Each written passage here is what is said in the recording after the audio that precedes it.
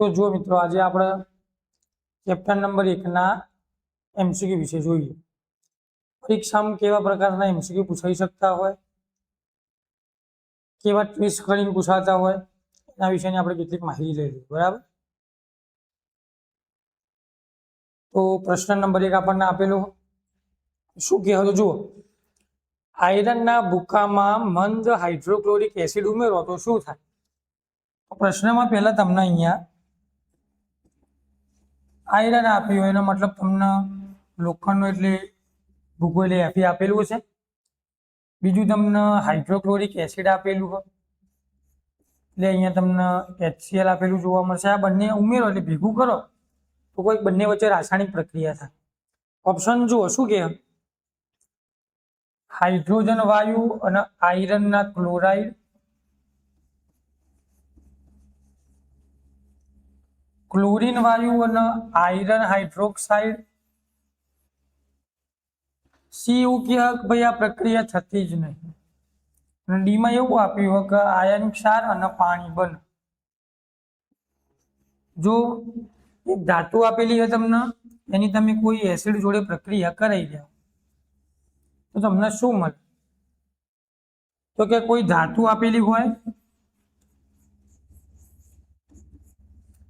એની તમે કોઈ એસિડ જોડે પ્રક્રિયા કરાવડાવો તો ભલે તમને કશું આવડતું ના હોય તો ક્ષાર અને હાઇડ્રોજન વાયુ ઉત્પન્ન થતો તમને જોવા મળે। બીજું બધું કશું ના આવડતું હોય તો છેલ્લે એવું તો ખબર પડે કે હાઇડ્રોજન વાયુ ઉત્પન્ન થાય। તો ઓપ્શનમાં જુઓ ક્યાંય તમને હાઇડ્રોજન વાયુ જોવા મળે, ઓપ્શન નંબર એ માં હાઇડ્રોજન વાયુ આપેલું તો આપણો ઓપ્શન નહીં હોય, આપણે આગળ કશું વિચારવાનું થાય નહીં। પ્રશ્ન નંબર 2 જોઈએ આપણે। અહીંયા એક તમને સમીકરણ લખીને આપ્યું, Fe2O3 + 2 એલ્યુમિનિયમ Al2O3 + 2 Fe। આ એક પ્રક્રિયા દર્શાવી। આ પ્રક્રિયા શેનું ઉદાહરણ હશે એવું આપણને કીધું હોય। નીચે ઓપ્શન લખેલા, સંયોગીકરણ, વિસ્થાપન, વિઘટન કે વિસ્થાપન। અહીંયા દ્વિવિસ્થાપન લખ્યું। હવે 4 માંથી કોઈ એક જવાબ તો આવવાનો જ છે। તો આપણને જો વ્યાખ્યા કોઈ ઉદાહરણ આવડતું હોય તો આપણને આનો જવાબ ઇઝીલી આવડી જાય। આપણે વિકલ્પો પ્રમાણે જઈએ તો તમને એ માં લખીને આપ્યું હોય સંયોગીકરણ। હવે સંયોગીકરણની વ્યાખ્યા જો તમારે શોર્ટમાં સમજવી હોય તો તમે આવું લખી શકો, ઓકે, A + B એટલે AB મળે। મતલબ શું થાય કે તમને બે પ્રક્રિયકો આપ્યા તો તમને એક નિપજ મળે, એને સંયોગીકરણની પ્રક્રિયા કહેવાય। બી માં તમને ઓપ્શન આપ્યો હોય દ્વિવિસ્થાપન। તો દ્વિવિસ્થાપન એટલે તો કે AB વત્તા તમે CD કરો તો તમને કંઈક આવી પ્રક્રિયા થતી જોવા મળે। તો A અને D સાથે જોડાય, B અને C સાથે જોડાય। ત્રીજામાં વિઘટનની પ્રક્રિયા લખીને આપીએ તો વિઘટનનો મતલબ શું થાય, તો કે તમને એક સંયોજન આપેલું હોય, તમે વિઘટન કરો તો A + B જોવા મળે, એટલે સંયોગીકરણની ઉલટી પ્રક્રિયા થાય। ચોથા નંબરમાં વિસ્થાપન લખીને આપ્યું હોય તો ઓપ્શન ડી માં વિસ્થાપન લખીને આપ્યું હોય, તો કોઈ એક ધાતુ આપેલી હોય એને કોઈ સંયોજન જોડે પ્રક્રિયા કરો તો કંઈક આવી પ્રક્રિયા આપણને જોવા મળે। તો ઉપર લખેલી પ્રક્રિયાઓમાંથી તમને કોઈ સેટ થતી હોય એવું જોવા મળે તો કે અહીંયા એક ધાતુ આપેલી છે તો ઓપ્શન ડી માં તમને એક ધાતુ આપેલી, એક સંયોજન આપ્યું હોય તો અહીંયા કોઈક સંયોજન આપ્યું, બંને વચ્ચે પ્રક્રિયા થાય એટલે એક સંયોજન બને તો એક સંયોજન બને, અને એક ધાતુ છૂટી પડે તો એક ધાતુ છૂટી પડે। તો આપણો જવાબ થશે મિત્રો ડી। આ પ્રક્રિયા એ વિસ્થાપનની પ્રક્રિયા કહેવાય। જુઓ ત્રીજો જુઓ, તમને એક પ્રક્રિયા આપેલી છે, એમાં તમારે લખવાનું હોય કે પ્રક્રિયામાં ખોટું શું, સાચું નહીં લખવાનું। શું લખવાનું, તો કે ખોટું શું। સમીકરણ તમને અહીંયા લખીને આપેલું હોય, અહીંયા 4 ઓપ્શનો તમને લખીને આપ્યા। સમીકરણ જુઓ, લેડ ઓક્સાઇડ એ કંઈક કાર્બન જોડે પ્રક્રિયા કરો એટલે તમને એટલી લેડ ધાતુ મળે, અને CO2 વાયુ. ઓપ્શન શું કે હજુ લેડ રિડક્શન પામે. બીજો ઓપ્શન હ કાર્બન ડાયોક્સાઇડ ઓક્સિડેશન પામે. ત્રીજો ઓપ્શન હ કાર્બન ઓક્સિડેશન પામે અને ચોથો ઓપ્શન હ લેડ ઓક્સાઇડ રિડક્શન પામે. આપણે શું જોવાનું હ ખોટું શું હ આપણે એવું લખવાનું. તો આપણે કંઈક એવું લખી શકીએ PbO હ તો એમાંથી આપણને એકલું લેડ નામની ધાતુ મળી. તો આપણે એવું કહી શકીએ કે આ PbO એટલે ઓક્સાઇડ હતા, એની ઓક્સિડેશનની પ્રક્રિયા થઈ કાં તો પછી રિડક્શનની પ્રક્રિયા થઈ.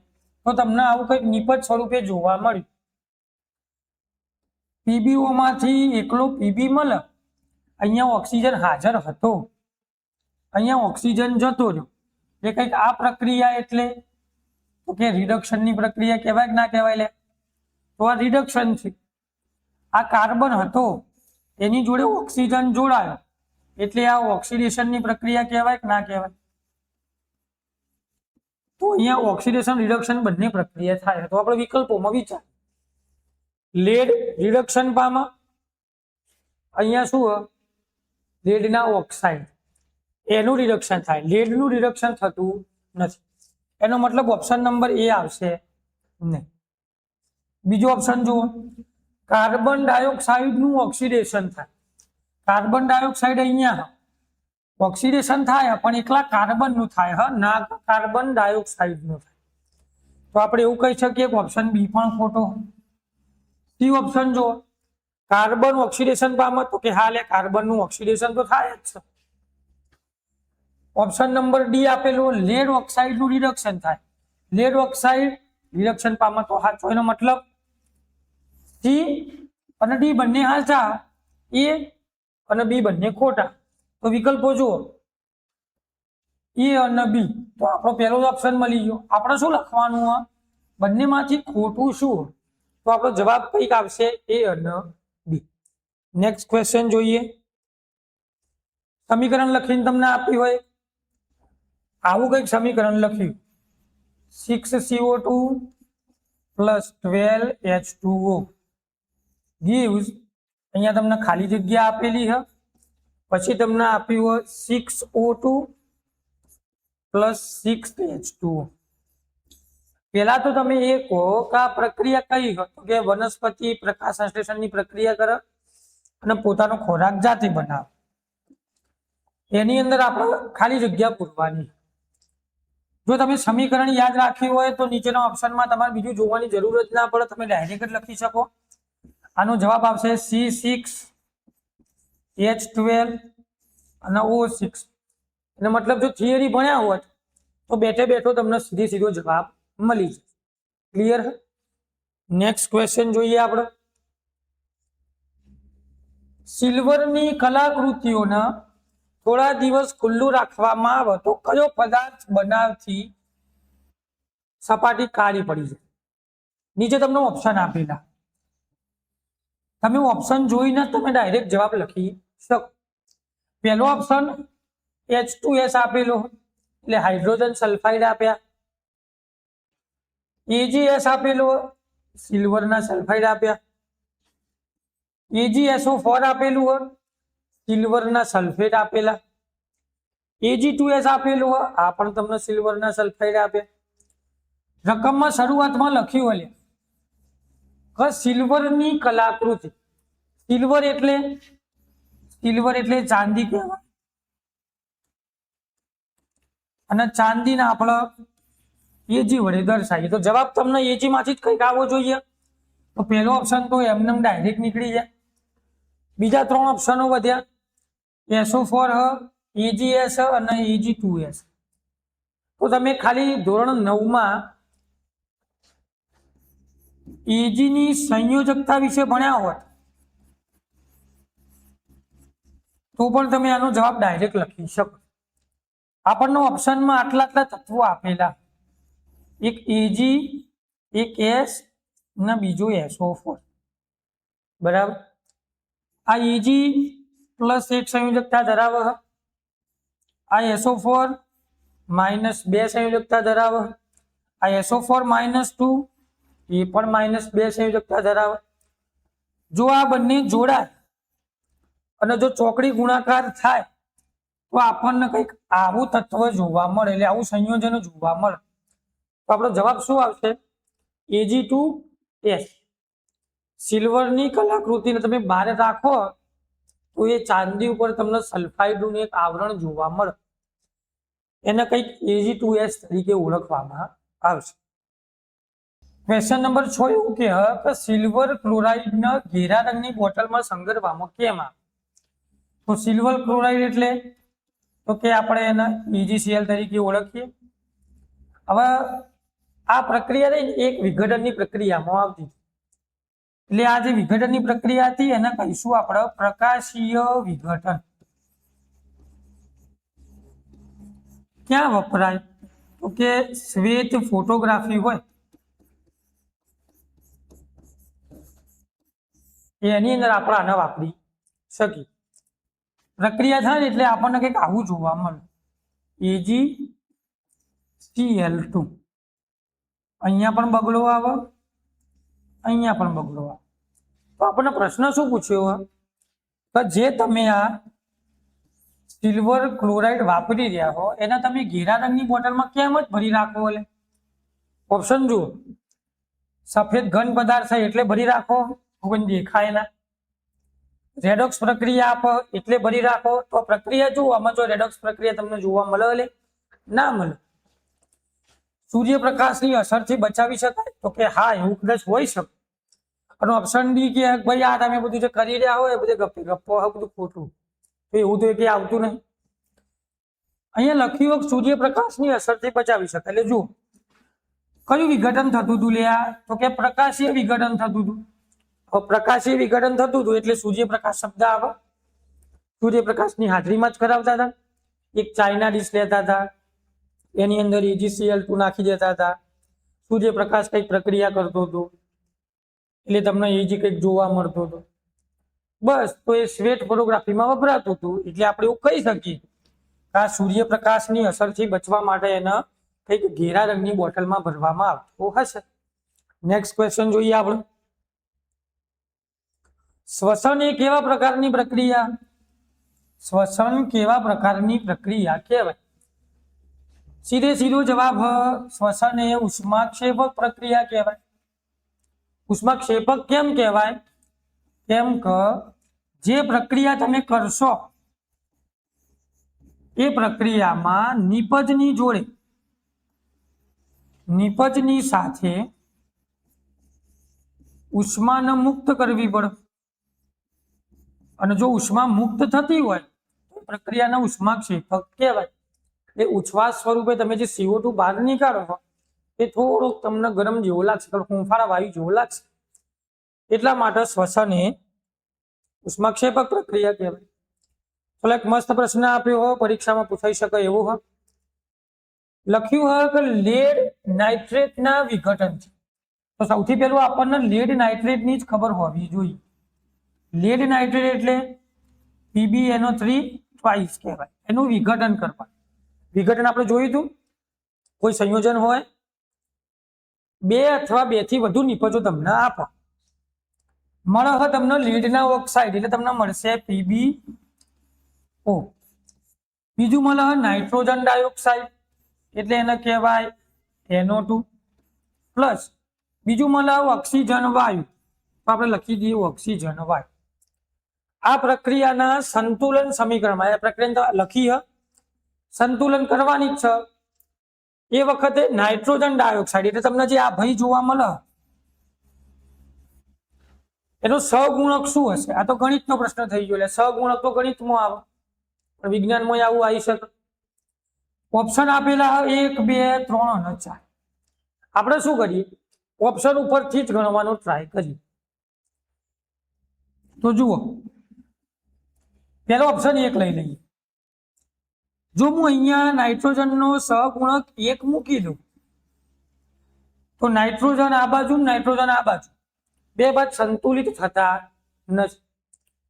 તો હવે ઓપ્શન નંબર બીજો વિચારીએ આપણે કઈ. તો આપણને ઓપ્શન 2 કહે. તો ચલો હું અહીંયા n ની આગળ 2 લખી દઉં. તો નાઇટ્રોજન 2 અહીંયા થઈ ગયા, અહીંયા પણ નાઇટ્રોજન 2 થઈ ગયા, તો સંતુલિત થઈ શકે. પણ એકલા નાઇટ્રોજન સિવાય બીજા તત્વો આપણે જોવાના. તો એવું કરવું હોય ને તો આપણે કંઈક આવું કરી શકીએ. એક બાજુ પ્રક્રિયકોમાં જેટલા તત્વો આપ્યા એ, બીજી બાજુ તમને નિપજોમાં જેટલા તત્વો આપ્યા એના બંને બાજુ આપણે લખવાનો ટ્રાય કરીએ. હાલ આપણે એવું વિચારીએ કે આપણો જવાબ આ બગડો સાચો હશે. મને ખબર નહીં, તમને ખબર નહીં. તો વિચાર, આ બાજુ લેડ 1 આપેલો હ, નિપજોમાં પણ લેડ 1 જ આપેલો. આ બાજુ નાઇટ્રોજન તમને 2 જોવા મળે, આ બાજુ પણ નાઇટ્રોજન તમને 2 જોવા મળે. આ બાજુ તમને ઓક્સિજન 3 દુના 6 જોવા મળે. આ બાજુ તમને 2 દુ 4 ને 2 6 ને 1 7 જોવા મળે. જો તમે આ બી ઓપ્શન લેશો તો પીબી ઓકે હ, નાઇટ્રોજન ઓકે, પણ ઓક્સિજન ઓકે થતો નહીં.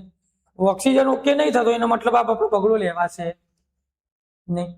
સરખું કરવાનું ટ્રાય કરશો તો પણ સરખું નહીં થાય.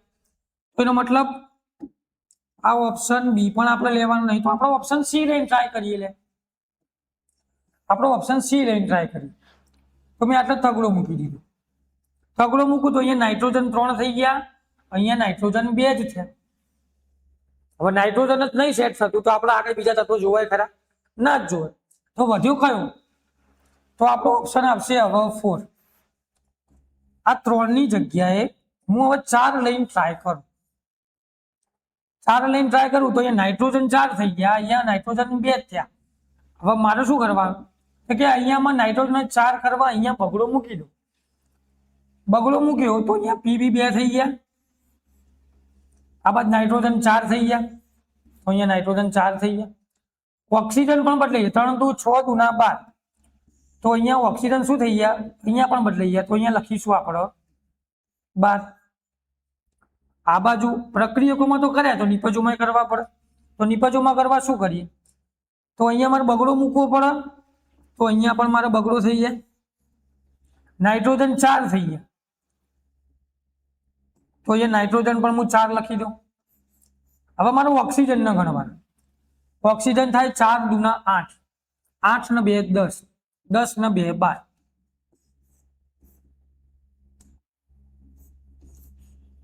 PB 2 2, nitrogen 4 4, oxygen 12 12. એનો મતલબ જવાબ મારો સાચો. તો વિકલ્પ આવશે આપણો ડી 4. એકવાર ટ્રાય કરજો સંતુલિત કરવાનું, એટલે ઓટોમેટિક ખ્યાલ તમને આવશે. બરાબર. નેક્સ્ટ ક્વેશ્ચન લખેલું કે લાલ કથ્થઈ રંગની કોપર ધાતુ. તો તમને કોપર એક ધાતુ આપી દીધી, એને તમારે ગરમ કરવાની, એટલે કઈ પ્રક્રિયા કરાવો. ઘન સપાટી પર કેવી? કાળા રંગની ઘન સપાટી મળે. નીચેનામાંથી કયું વિધાન અસત્ય? આ ઉપર આગળ લખેલું હોય કે લાલ રંગની કોપર ધાતુને તમે ગરમ કરો તો તમને કાળા રંગની ઘન સપાટી મળે. વિધાન અસત્ય. નીચે 4 ઓપ્શનમાંથી કયું વિધાન અસત્ય હશે એવું તમારે મને કહેવા. પહેલો ઓપ્શન જો, કાળા રંગનો ઘન કોપર ઓક્સાઇડ મળે, મળી શકે. નિપજમાં કાળો રંગ મળે જ છે, અહીંયા કાળો મળે એટલે કોપરના ઓક્સાઇડ હોઈ શકે. રેડોક્સ પ્રક્રિયા થતી હશે એ મને ખ્યાલ નહીં. અવક્ષેપણ પ્રક્રિયા થતી હશે એ પણ મને ખ્યાલ નહીં. કોપરનું ઓક્સિડેશન થતું હશે એ પણ મને ખ્યાલ નહીં. તો આપણે પ્રક્રિયા કરીને ટ્રાય કરીએ કે આવું થાય લે કે ના થાય.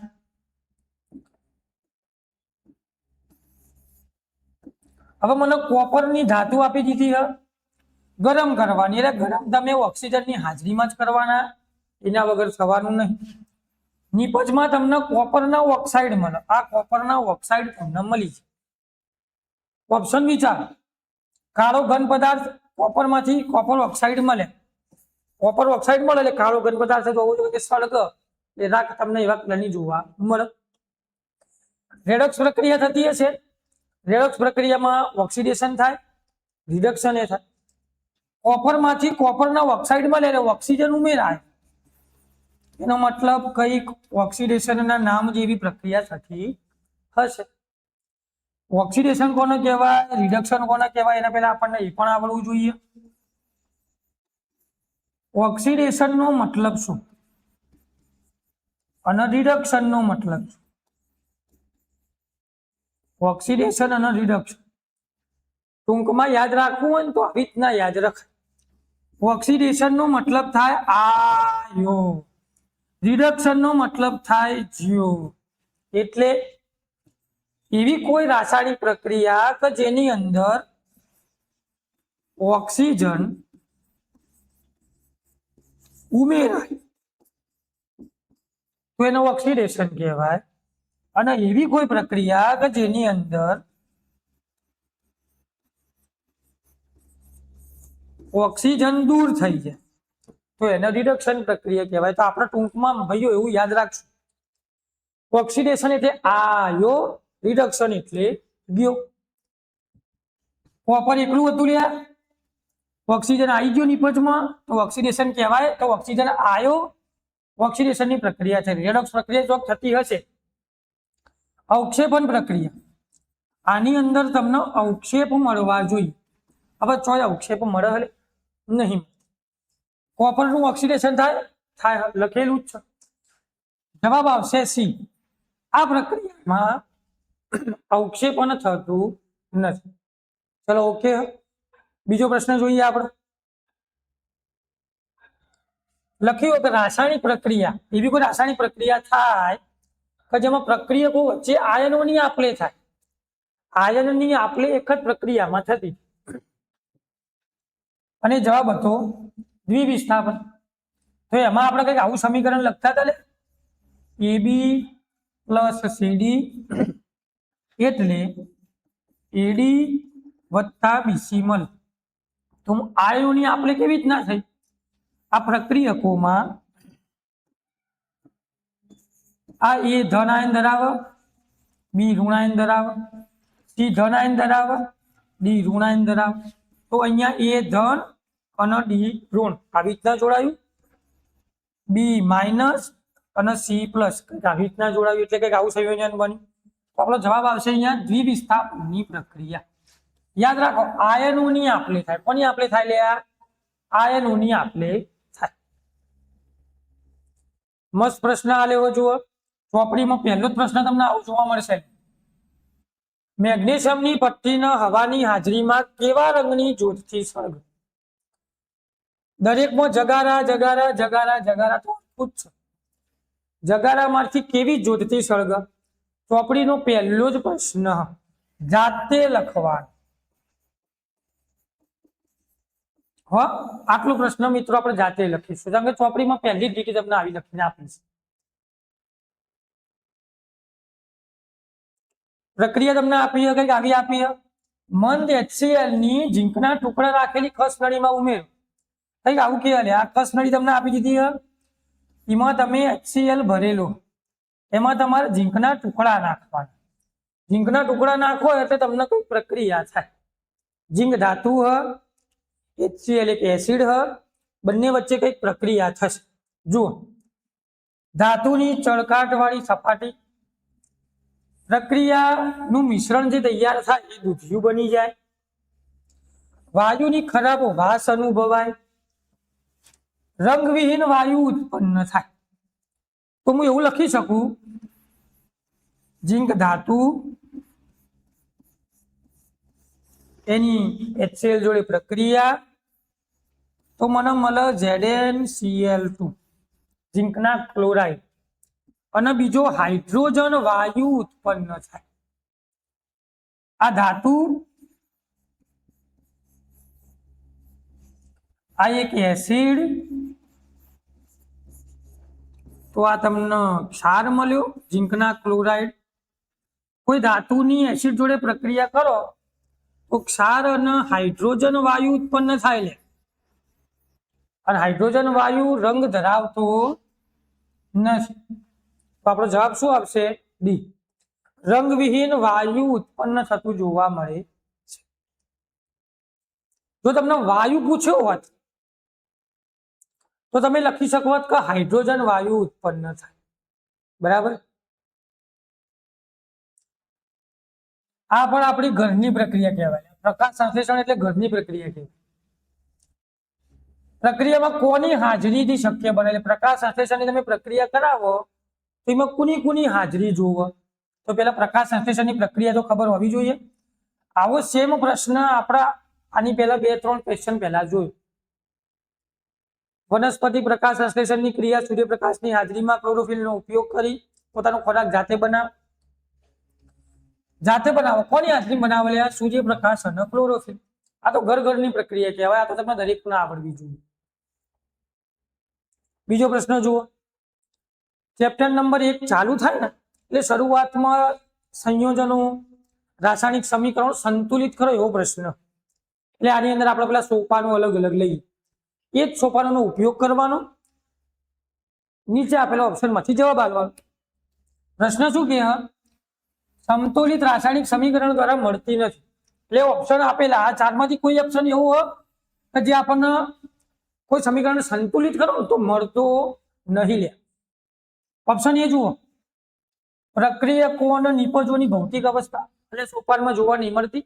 ઘન હોય, પ્રવાહી હોય, વાયુ હોય, જલીય અવસ્થા હોય, એવું તો મળે જ છે.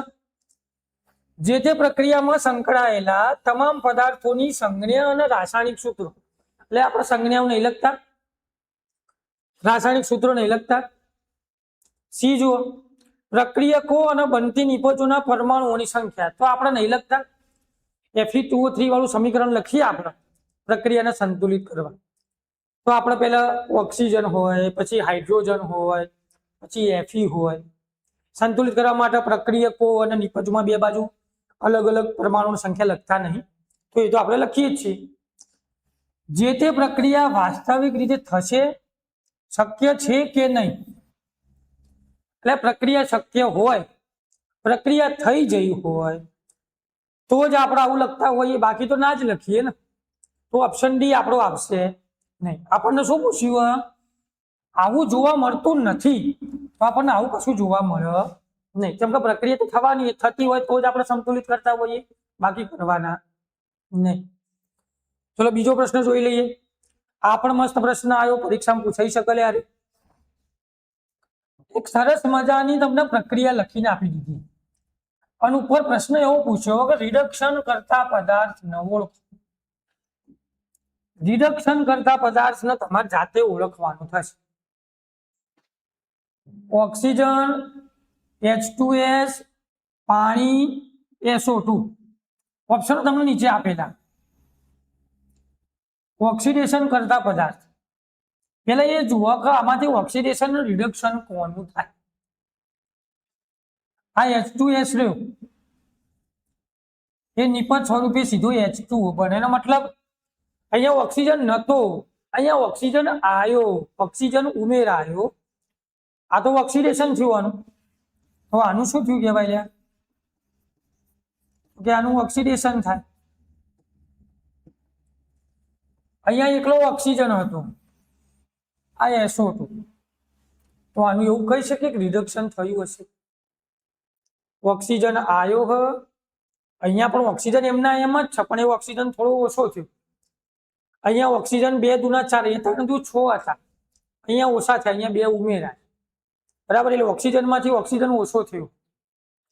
તો હું એવું કહી શકું કે જે H2S રહ્યો ને એ રિડક્શન કરતા પદાર્થ હોવો જોઈએ.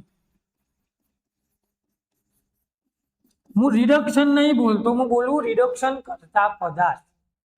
એટલે આ રિડક્શન કરતા પદાર્થ કહેવાય. કેમ? એનું ઓક્સિડેશન થાય. તો જે પદાર્થનું ઓક્સિડેશન થતું હોય ને એ પદાર્થને રિડક્શન કરતા પદાર્થ કહેવાય. તો જે પદાર્થનું રિડક્શન થાય પદાર્થનો ઓક્સિડેશન કરતા પદાર્થ કહી શકાય? તો કે હા, કહી શકાય. જવાબ શું આવશે અહીંયા? H2S, ઓપ્શન નંબર બી. ઓકે, જો બીજો પ્રશ્ન. ધાતુની સપાટી પર તમે ભેજ લગાવો, એસિડ લગાવો, હુમલો થાય તો કોક ઝોકું થઈ જાય તો પ્રક્રિયાને શું કહેવાય? તો આ પ્રક્રિયાને ક્ષારણની પ્રક્રિયા કહેવાય. સીધો પ્રશ્ન. 2 માર્ક્સની અંદર ક્ષારણ એટલે શું તમને પૂછાઈ શકે. વ્યાખ્યા અને એનું ઉદાહરણ.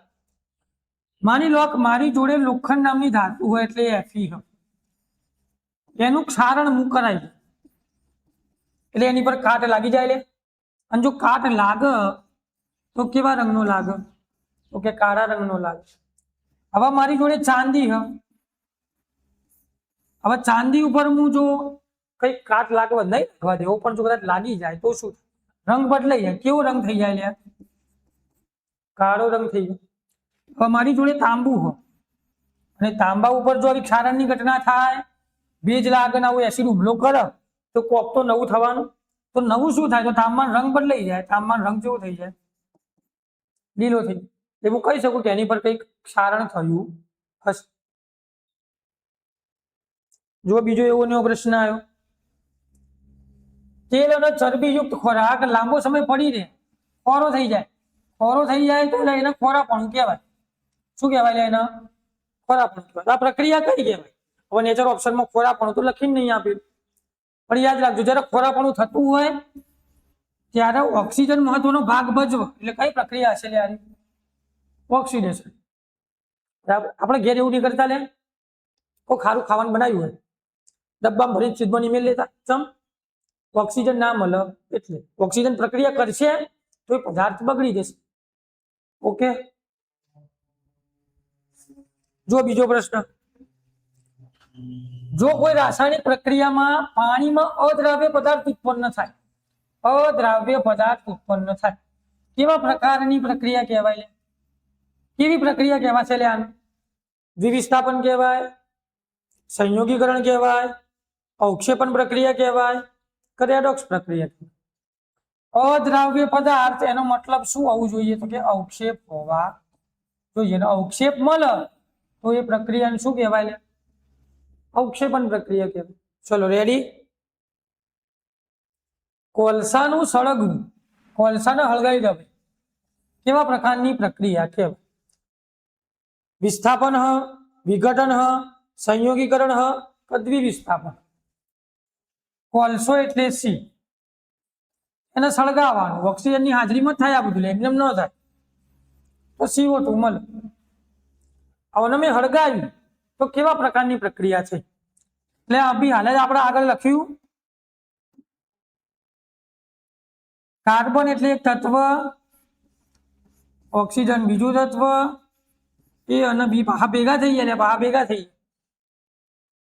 એ અને બી આપેલું હોય અને એ બી મળે તો આપણે એવું કહી શકીએ બે અથવા બે થી વધુ તત્વો ભેગા થાય અને એક સરળ નિપજ બનાવે તો એને સંયોગીકરણની પ્રક્રિયા કહેવાય. આપણો જવાબ શું આવે? સંયોગીકરણની પ્રક્રિયા થઈ હશે. ચલો રેડી. જો આ મસ્ત પ્રશ્ન આવ્યો, પેલા પ્રશ્ન વાંચી લો. એક તત્વ X આપેલું હ, મને ખબર નહીં, તમને ખબર નહીં કયું તત્વ આપ્યું. ભેજવાળી હવામાં રાખતા રંગ બદલાય. ભેજવાળી હવામાં રાખો, કોઈ એસિડ અડે તો એના પર ક્રિયા થાય, એ ક્રિયાને ક્ષારણની ક્રિયા કહેવાય. કઈ ક્રિયા કહેવાય? લે ક્ષારણની ક્રિયા કહેવાય. ક્ષારણની ક્રિયા થઈ છે, એક નવું સંયોજન બની ગયું ભાઈ. હવે આની તો આપણને ખબર જ નહીં. તો એક્સ અને વાય ને તમારે એક્સ અને વાય બે ને ઓળખવાનું, કશું જોવાનું નહીં, ઓપ્શન જ જોવાનું. આપણા ઓપ્શનમાં પહેલો ઓપ્શન લખ્યો હોય Fe નામનું તત્વ હોય એટલે લોખંડ, Fe2O3 એટલે લોખંડ ઉપર કાટ લાગી. લોખંડ નામનું તત્વ લોખંડ ઉપર કાટ લાગે તો ક્ષારણની પ્રક્રિયા થાય. હાલ જ આપણે જોયું, લોખંડ ઉપર કાટ લાગે તો રંગ બદલાય. કેવા રંગનો લાગે? લ્યા કથ્થઈ રંગનો કાટ લાગે. ચલો ઓકે.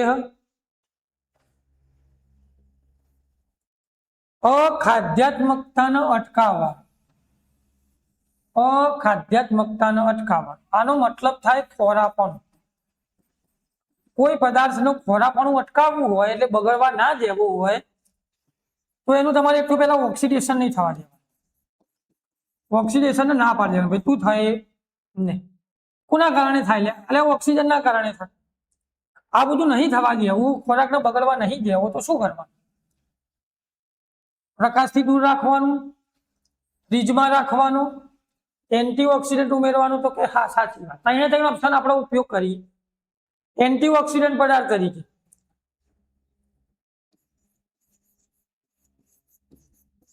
આપણે પેલી બટાકાની વેફર નહીં ખાતા, બાલાજીની બધી આવે એની અંદર જોશો તો બટાકાની વેફર જોડે હવા ભરેલી હોય. એ હવા રહી ને એ નાઇટ્રોજન વાયુ આવે. શું આવે? નાઇટ્રોજન વાયુ. કોઈ પણ પડીકાની અંદર નાઇટ્રોજન વાયુ ભરવામાં આવે. એ વાયુ ભરો એટલે શું થાય? નાઇટ્રોજન વાયુ એ ઓક્સિજન જોડે પ્રક્રિયા જ ના થવા દે. પ્રક્રિયા ચમ ના થવા દે એના પાછળનું એક કારણ હલ્યા આ નાઇટ્રોજન જો ને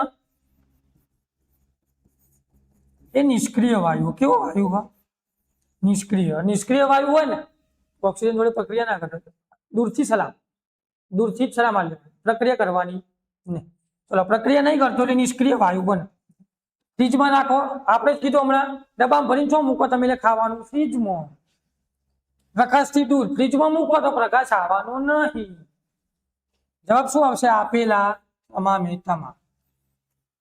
એન્ટીઓક્સિડન્ટ પદાર્થ ઉમેરો તો પણ ચાલે ફ્રીજમાં મૂકો તો પણ ચાલે પ્રકાશની અસરથી બચાવો તો પણ ચાલે જવાબ આવશે આપેલા તમામ ત્રણે ઓપ્શનો સાચા ઝીંકના સળિયાના કોપર નાઇટ્રેટના દ્રાવણમાં મૂકો અને અવલોકન કર કોપર નાઇટ્રેટનું દ્રાવણ ઝીંકનો સળી CuNO3 ટ્વાઇસ કોપર નાઇટ્રેટનું દ્રાવણ કહેવાય લે ઝીંકનો સળિયો દ્રાવણમાં મૂકી દો કઈ પ્રક્રિયા થાય કેવી પ્રક્રિયા થાય ઝીંક પર કોપર જમા થઈ જાય એટલે ઝીંક ધાતુના સળિયા પર કોપર જમા થઈ જાય કોપર ઉપર ઝીંક જમા થાય તો ઊંધું થાય કોપરના સળિયા ઉપર પાછો ઝીંક જમા થઈ જાય Cu+2 નું ઓક્સિડેશન થાય દ્રાવણનો વાદળી રંગ ઘાટો બની જાય આ વાદળી રંગ બદલાય એવું તો છોય જોવા મળતું ઓક્સિડેશન થાય તો કે આવી પ્રક્રિયામાં તો ઓક્સિડેશન કરાવવું કોપર ઉપર ઝીંક જમા થાય અથવા ઝીંક ઉપર કોપર જમા સળિયો કોનો લીધો આ તમે લે ઝીંકનો લખેલું ઝીંકનો સળિયો ઓગળ નહીં એટલે એના પર કોપર બીજું કોઈ વસ્તુ જમા કરે ઝીંકના ઉપર કોપર જમા યાદ રાખીશું આવું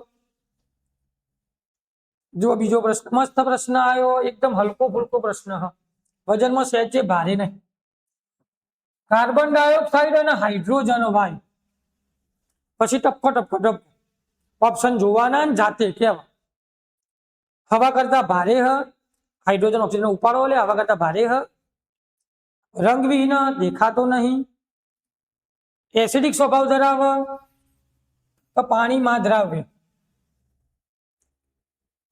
ગમે તે ઓપ્શન આવી શકે આપણે શું યાદ રાખવાનું હાઇડ્રોજન નહીં તમને જોવા મળતો કાર્બન ડાયોક્સાઇડ નહીં તમને જોવા મળતો એનો મતલબ એ કેવો વાયુ હશે લે રંગવિહીન વાયુ હશે એવું આપણે કહી શકીએ કયો ઓપ્શન જવાબ આવશે બી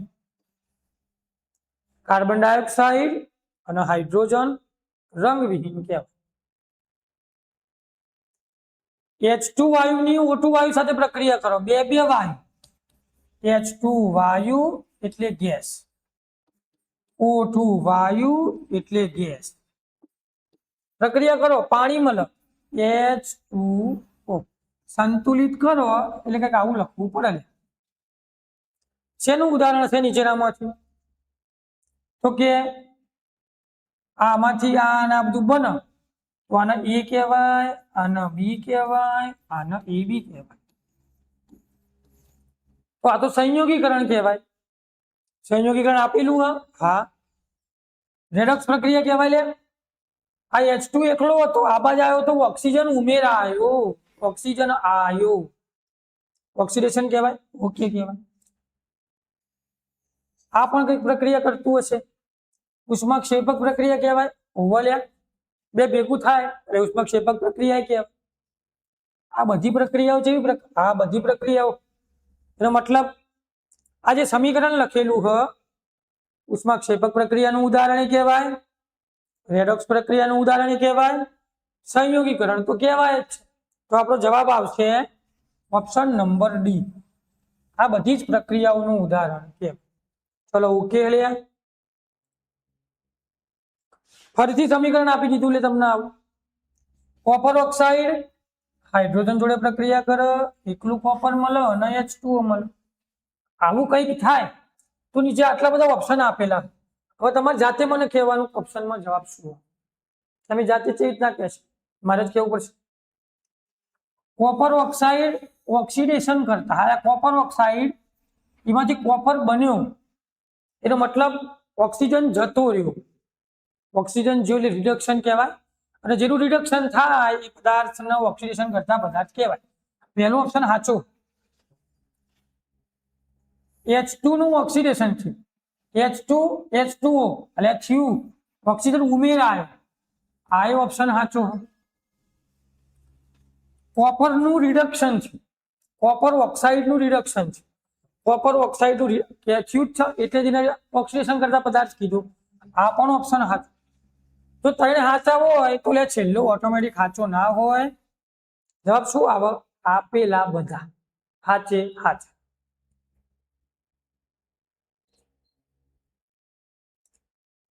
આટલે સુધી રાખીએ આપણે. બીજું મળીશું નેક્સ્ટ વિડીયોમાં. Okay, thank you.